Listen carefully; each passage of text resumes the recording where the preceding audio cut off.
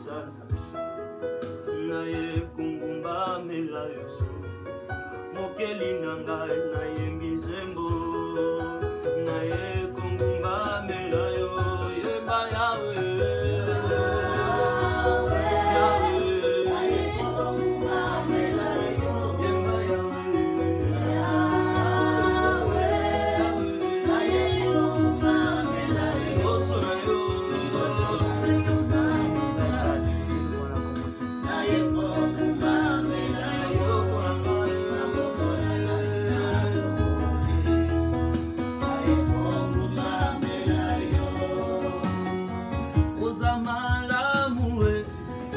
moto pesi pe malelo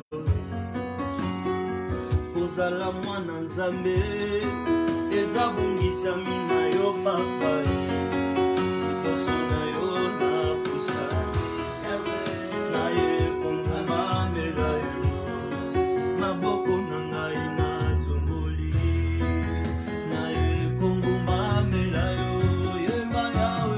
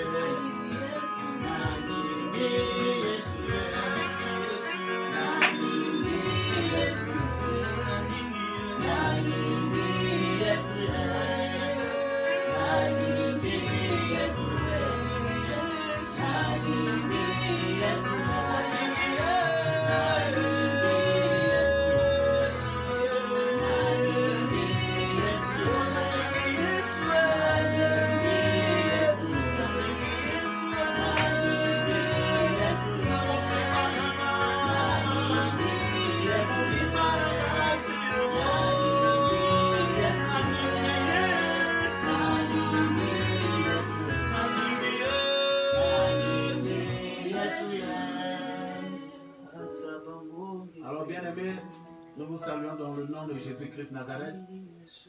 Nous vous disons merci parce que vous avez été toujours fidèles à ce grand rendez-vous pour ce vendredi. Un rendez-vous si exceptionnel. Pourquoi exceptionnel? Comme je vous l'avais fixé, nous avons un programme spécial puisque c'est une journée que nous avons décrété le jeûne afin de prier pour nos nations, prier pour nos vies, et pourquoi pas prier pour nos familles. Et je suppose que là où tu te retrouves, tu es dans un état de jeûne. La Bible dit que l'obéissance vaut mieux que les sacrifices. Et à la fin, je vais prier pour tous ceux qui se retrouvent dans cet état. Alors, mon Dieu va accomplir les merveilles. en vous. Alors, bien aimés, nous allons commencer avec une série de prédications sur la prière. Et cela peut nous conduire jusqu'au dimanche. Nous allons développer cela en long et en large. Et n'oubliez pas que le dimanche, on a rendez-vous, toi et moi, à Télé Congo à partir de 8h. Vous allez me suivre en direct à partir de 8h. Et à midi, on sera en direct sur Facebook ou sur YouTube. Alors, ne manquez pas d'être nombreux.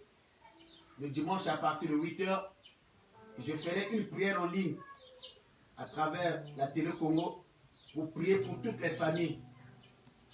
Donc, le dimanche à partir de 8h, soyez nombreux et toute la famille au salon, peu importe l'endroit où vous allez vous trouver. Après la prière, je ferai une prière pour toutes les familles. Et c'est que Dieu m'a mis à cœur. Donc, dimanche à 8h, vous allez me suivre en direct sur Télé Congo. Alors, bien aimés, aujourd'hui, je vais vous parler du but de la prière. Alors, nous allons nous appuyer sur le livre de Jacques. Jacques chapitre 4. Nous lisons le 3e verset. Alors, je lis la parole au nom de Jésus-Christ Nazareth. Alors, j'aimerais qu'au moment que je suis en train de lire, que tous ceux qui sont tout autour de moi, que vous pouvez aussi réagir. Je dis que je lis la parole de Dieu au nom de Jésus-Christ. Vous demandez et vous ne recevez pas parce que vous demandez mal, dans le but de satisfaire vos passions. Ah. Alors bien aimé, comme je l'ai dit, c'est une série de prédications que nous allons parler sur la prière. Écoute ce que nous dit Jacques. Il dit, vous demandez et vous ne recevez pas parce que vous demandez mal, dans le but de satisfaire vos passions. Et on peut relire ce verset, vous priez et vous ne recevez pas parce que vous priez mal.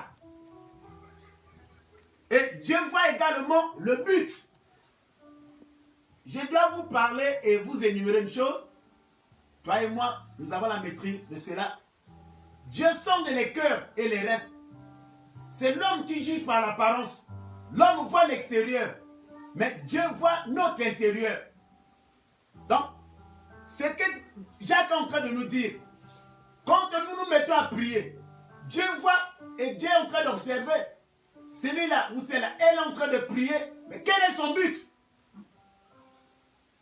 Quand le but n'est pas dans la volonté divine, quand le but ne s'aligne pas à ce qui est agréable à lui, ta prière ne sera pas exaucée. Beaucoup croient que leurs prières ne sont pas exaucées, peut-être à cause du péché. Je dis non. Et cette série de prédications, on va beaucoup en parler. Vous priez et vous ne recevez pas parce que vous priez mal. Donc nous comprenons qu'il y a ces gens qui prient mal. Et c'est là sans frontière. On peut être serviteur, servante de Dieu, on peut être chrétien, mais on prie mal. Je dis grâce soit rendue à notre Dieu parce qu'il nous a fait la faveur il y a des moments, ceux qui ont ce don, de prier en langue. Ça nous aide beaucoup parce que c'est la meilleure de toutes les prières. Et donc à ce niveau, nous prions dans notre esprit. Alors bien aimés, vous demandez, vous priez, mais vous ne recevez pas parce que vous priez mal. Alors, lorsqu'on parle de la prière, nous allons dire que, pour définir la prière, c'est l'acte par lequel l'homme s'exprime à Dieu, le plus simplement possible. Parler de la prière, c'est l'acte par lequel l'homme s'exprime à Dieu. Donc quand on parle de l'expression, il y a une diversité. Mais attention, prier, ça ne veut pas dire seulement demander quelque chose à Dieu. Il y a beaucoup qui s'allient à faire des demandes chaque jour. Dieu donne-moi, Dieu donne-moi. Dans une prière que je peux qualifier d'une monotonie. Bien-aimé, bon, nous sommes des humains. Imagine-toi, tu as quelqu'un chaque jour qui te demande quelque chose. Quelqu'un qui t'embête chaque jour, il te tend. Donne-moi, donne-moi. Le jour que tu vas le rencontrer, tu vas l'esquiver. Parce que tu vas le trouver, c'est ça un embêteur. Je sais quand il vient chez moi, c'est pour demander. Je sais quand on va se rencontrer, il va toujours me demander. Et c'est la même chose avec le Seigneur. J'aimerais que vous soyez attentifs et soyez fidèles à nos rendez-vous. Vous allez découvrir des choses. Peut-être dans votre vie de la chrétienté, vous n'avez pas pu entendre encore de telles choses. Et cette série de prières, plutôt de prédications, beaucoup seront édifiés. Parce que lorsque un chrétien en les quatre de la prière, la vie n'a pas de sens. La vie chrétienne, bien sûr. Bien-aimés, n'oubliez pas que la prière, c'est un fondement pour tout chrétien ou pour toute personne appelée à servir Dieu. Je le redis, la prière reste et restera un fondement, une base pour tout chrétien, pour quelqu'un qui est appelé à servir. Donc, servir Dieu, il y a serviteurs et servantes. Il y a serviteurs et serviteurs. On ne peut pas servir Dieu, bien on ne peut pas être appelé chrétien, mais on n'a pas de base dans la prière. Sinon, tu es disqualifié. Tout ce que tu vas entreprendre, ça sera au bénéfice de l'ennemi. Tu ne connaîtras pas une progression. C'est là où beaucoup disent, je prie comme si je ne priais pas. Mais quelle est ta façon de prier? Tu pries comment? Quand tu pries, tu vises quoi? Quand tu pries, tu as quelle intention dedans de toi? Dieu sait que celui-là qui est en train de prier, il s'est agenouillé. Il se plie en quatre pour me demander quelque chose. Mais quand je vais lui donner, je ne vais plus le revoir. Alors, bien-aimés, ces quelques versets nous le prouvent. Ça dit de l'importance de la prière. Avant que nous entamons concernant le but. Nous sommes dans le livre de Luc chapitre 18, le premier verset, où Jésus nous dit, il dit à ses disciples, il s'adresse à nous aujourd'hui, il faut toujours prier et de ne pas se relâcher. Ah, donc Jésus dit, il faut toujours. Écoute-moi bien-aimé, écoute-moi chrétien.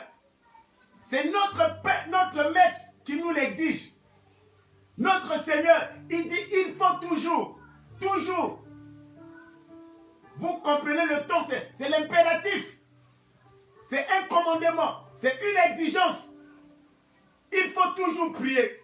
Ça veut dire que lorsqu'on ne prie pas, il y a quelque chose qui va nous arriver. Lorsqu'on n'a pas une vie de prière, il faut s'attendre à un malheur. Et parler du malheur, nous voyons une diversité de problèmes. Alléluia. Amen. Écoute ce que nous dit Proverbe 18, verset 9. Celui qui se relâche est frère de celui qui détruit. Ah. Donc, celui qui se relâche, celui qui se fatigue. Oh, moi j'ai beaucoup prié. Chaque jour, il faut prier. Tu es frère, tu es une sœur de celui qui détruit. Tu te fais détruire, sache. Lorsqu'on écarte de sa vie, on n'a pas de vie de prière. Et qu'on ne prie pas, tu te détruis toi-même. Même si on va à l'église chaque jour, même si on est prédicateur, même si on est chanteur, même si on est intercesseur, même si, les galons que tu peux, puisque le monde actuel aime beaucoup des appellations. Mais Dieu ne voit pas les appellations. Nous avons commencé ce ministère. Nous sommes les premiers chrétiens de cette assemblée. Hey, écoute-moi, tu te trompes. la Bible est claire. Alléluia. Il dit encore, je le relis, celui qui se relâche est frère de celui qui détruit. Donc, s'il y a eu un relâchement de ta vie de prière, sache-le que tu es au bordure de la ruine. Sache-le que tu es dans une mauvaise posture.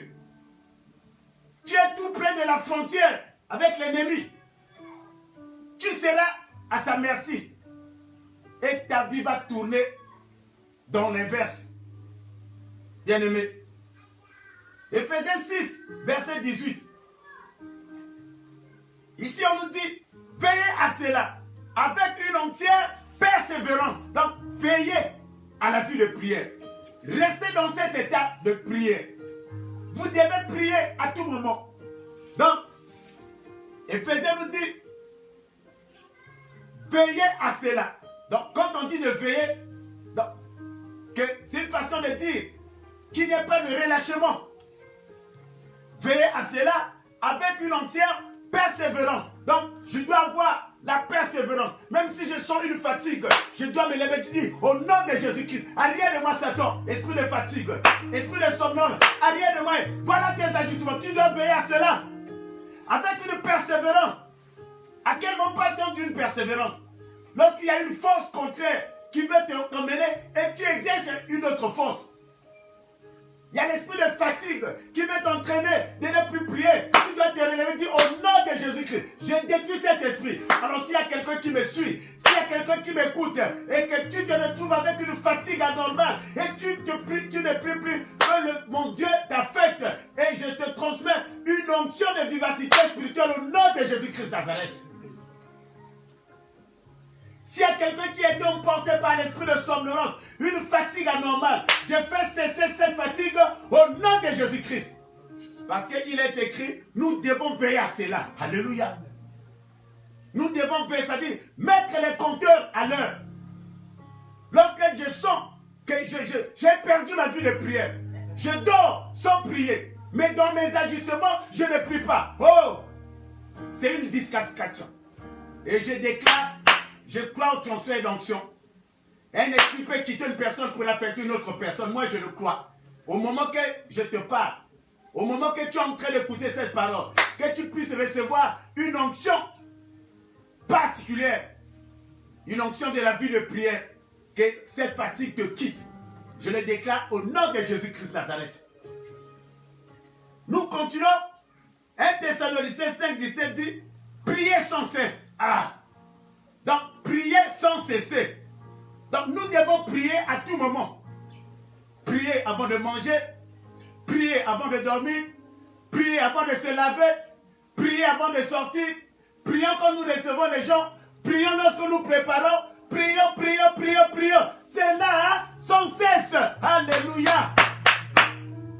Priez sans cesse, sans cesser. Toi qui as déjà cessé, la prière n'a pas de congé. La prière n'a pas de repos. Chrétien, chrétienne, lorsque tu pries avec le repos, tu n'es pas un chrétien. Car le monde que nous vivons, c'est un monde terrible. Un monde sans pitié. La Bible est claire que notre ennemi, notre adversaire, il rôde tout autour de nous comme un lion. Alléluia. Il n'a pas de pitié. Tu ne connais pas qui est qui. Même celui qui est à tes côtés, tu ne le connais pas. Seule la prière t'apporte quelque chose dans ce que nous allons continuer à décortiquer. Priez sans cesse.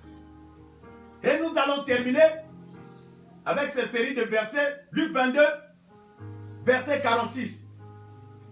Priez afin que vous ne tombiez pas dans la tentation. Ah! Donc l'ennemi, il est là pour nous tenter. Nous avons des tentations de minute en minute, de seconde en seconde. Comment s'en sortir devant une tentation? Comme l'avait fait Joseph devant la femme de Potiphar. Ah, si Joseph n'était pas un homme de prière, accroché au Seigneur, il ne devait pas atteindre à ses objectifs. Mais comment rester aux tentations quand tu as une vie de prière? Quand tu pries sans cesse, tu reçois de Dieu beaucoup de choses. Alors bien aimé, voilà ces quelques versets viens nous appuyer pour dire que la prière, c'est un fondement pour tout chrétien, un fondement pour toute personne appelée à servir Dieu. Et ces quelques versets, là où tu es, ces versets vous ont apporté beaucoup de choses. Et tu t'es retrouvé lorsqu'on a fait ce petit commentaire avec ces versets.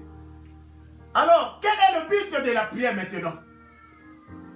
Lorsqu'on parle d'un but, le but, les Français disent que c'est un point que l'on vise. Lorsqu'on parle du but, donc, la Bible nous dit que Dieu a créé toutes choses avec un but. Tel que Dieu t'a créé, il t'a créé pour un but. Et ta vie est orientée. Lorsque tu connais le but de ta vie, tu es béni déjà. Parce que tout ce que tu entreprends, il est difficile que tu puisses imiter quelqu'un. Il est difficile que tu puisses être comme une photocopie. Parce que ton but de ton existence, tu sais que Dieu m'a appelé pour ça. Dieu m'a appelé pour cela. Tel que je suis, tel que tu es. Voilà, la femme de ma destinée, l'homme de ma destinée. Et quand tu as un but dans ta vie, ce serait difficile que tu puisses égarer. Bien-aimé.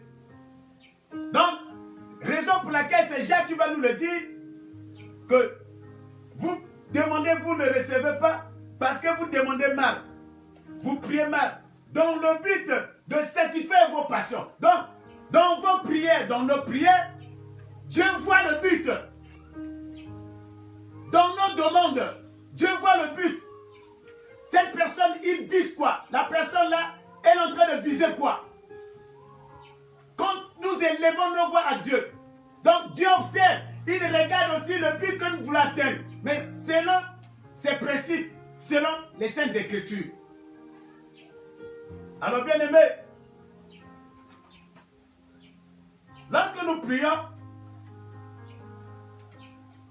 le premier but de la prière, c'est avant tout d'avoir une communion avec Dieu.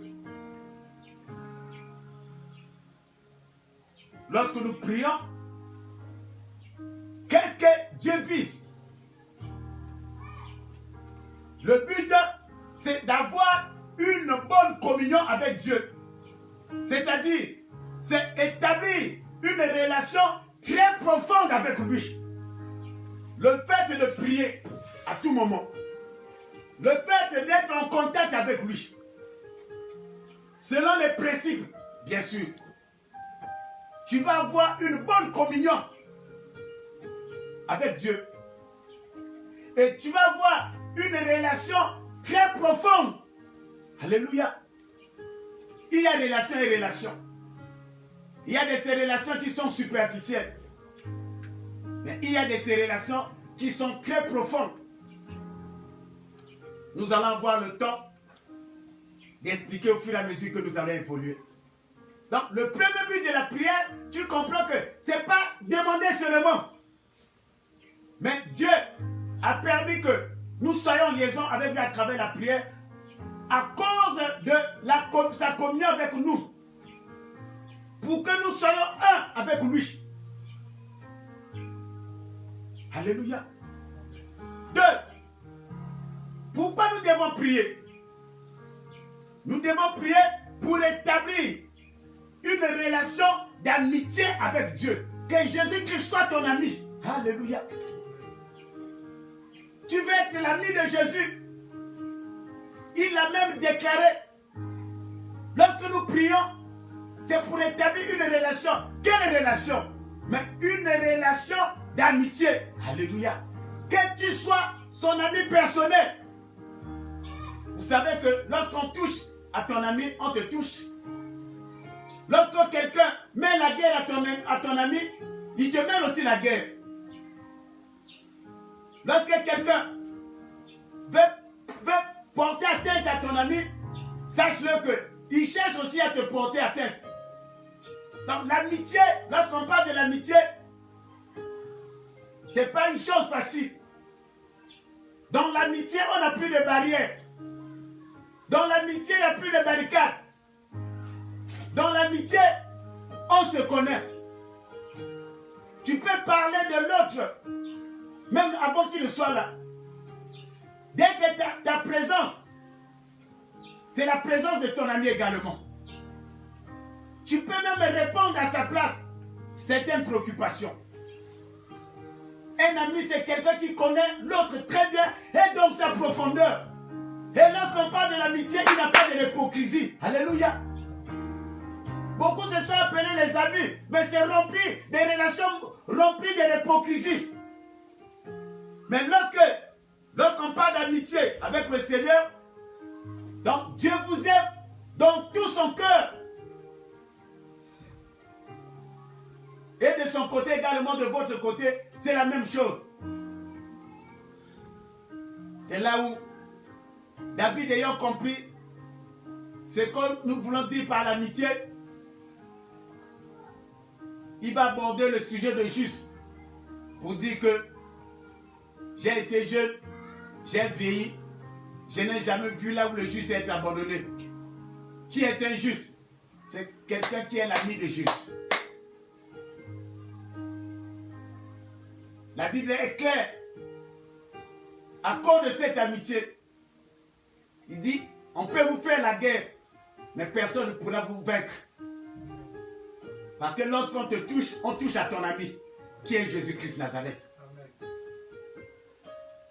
On peut vous mener la guerre, mais Dieu ne permettra pas que cette guerre puisse atteindre un niveau donné. Oh bien-aimé, ne prie pas Dieu avec hypocrisie. Sois sincère. Reste dans les normes. Tu verras que ta vie va évoluer. D'autres personnes diront que oh, Dieu a certaines personnes qu'il aime, à d'autres qui les repoussent, alors que non. Alors bien aimé, j'ai dit, la deuxième raison, prier pour établir, lorsque nous prions, le but c'est d'établir une relation d'amitié entre toi et le Seigneur, que vous ayez une relation d'amitié. Et lorsque tu atteins ce niveau, tu vas comprendre que c'est difficile que tu puisses passer toute une journée sans appeler ton ami. C'est difficile que tu puisses passer même toute une journée sans lui dire bonjour, même à travers le téléphone. Lorsque tu ne le vois pas, tu es mal à l'aise. C'est comme on t'a privé de la nourriture. Je peux te demander, as-tu déjà vécu l'expérience de l'amitié? Pas l'amitié selon le monde, mais dans les choses de Dieu. Quand tu atteins ce niveau d'être l'ami du Seigneur, tu comprendras que tu auras le temps de moins parler avec les gens, mais de beaucoup parler avec lui. Mais qu'est-ce que nous constatons? Ceux qui se disent les chrétiens, ils parlent beaucoup avec les gens, mais ils parlent moins avec son ami, soit disant Jésus-Christ. Alors que c'est l'inverse qui devait se produire. Tu as des heures de pointe que tu t'es fixé à telle heure. Je dois aller à la rencontre de mon ami. Même si j'étais devant l'écran, je suis en train de causer avec les gens, mais quand la seule cloche, la cloche sonne au-delà de moi, j'arrête cette causerie pour aller causer avec mon ami. Oh, je déclare cet après-midi, au nom de Jésus-Christ, toi qui es devenu insensible devant cet ami que j'appelle Jésus-Christ, toi qui ont enlevé en toi les sens qui te relient avec lui, que ces sens soient restaurés au nom de Jésus-Christ Nazareth. Que ces sens reviennent en place. Et je décrète qu'il y a une grande restauration de ta vie spirituelle. Une grande restauration de ces sens spirituels. Que tu sois sensible maintenant, car tu es devenu insensible. Tu ne pries plus, tu as tout perdu. Je déclare qu'il est la restauration. Je déclare que les choses reviennent en place.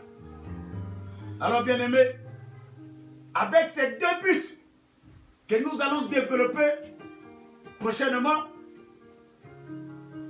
Ça va nous faire sortir beaucoup de choses. Et le troisième but, nous prions pour demander à Dieu par rapport à nos besoins. Tu comprends? Le troisième. Donc, demander arrive en troisième position. Alléluia. Demander arrive en troisième position. Alors, examine-toi. Quand tu pries, qu'est-ce qui se passe? C'est les demandes de chaque jour. C'est les demandes de chaque jour. Donne-moi le mariage. Donne-moi l'argent. Donne-moi, donne-moi, donne-moi. Mais toi-même, tu ne donnes rien à Dieu. Hypocrite. C'est là où la parole nous dit, avec Jean-Baptiste, il a qualifié certains comme race de vipères. Alléluia. Oh bien-aimé, il a dit, je vous envoie, lorsque vous écoutez ma parole, dans cette parole, il y a la vie. Que cette parole que tu viens d'écouter, que la vie, ta vie spirituelle soit restaurée. Que la guérison affecte ton âme. Alors, avec ces trois buts, ça va te permettre de rester en contact permanent avec le Seigneur. Si tu atteins ces buts, donc ton contact avec le Seigneur sera en permanent. Donc, s'il y a quelque chose qui arrive, le Seigneur va te donner l'alerte. S'il y a quelque chose qui arrive dans ta famille, lorsque tu atteins ces trois buts, Dieu va t'avertir. Lorsqu'il y a une surprise préparée par les ennemis qui cherchent à te surprendre, c'est le Seigneur qui va le surprendre.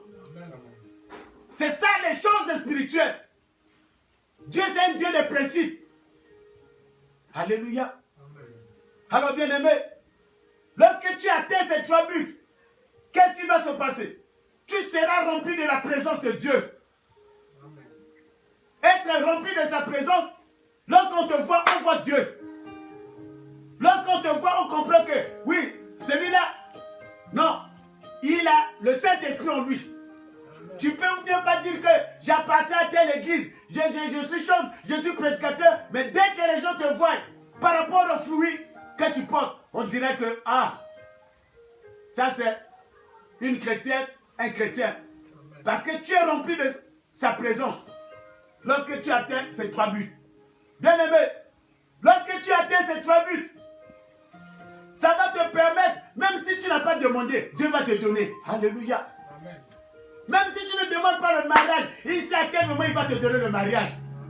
Au lieu chaque jour de jeûner, aller sur les montagnes, demander le mariage. Non, non, non, non. Il y a des choses où on ne peut pas demander à un ami. Mais l'ami sait que voilà les besoins de mon ami, Jésus-Christ. Même si tu ne demandes pas l'argent, il va te donner l'argent. Quelqu'un qui atteint ces trois buts, il y a des choses qu'on ne peut pas demander à Dieu. Sinon lui-même il sait. Alléluia. Amen. Il sait à quel moment il va te visiter. Il sait à quel moment il va te tendre sa main.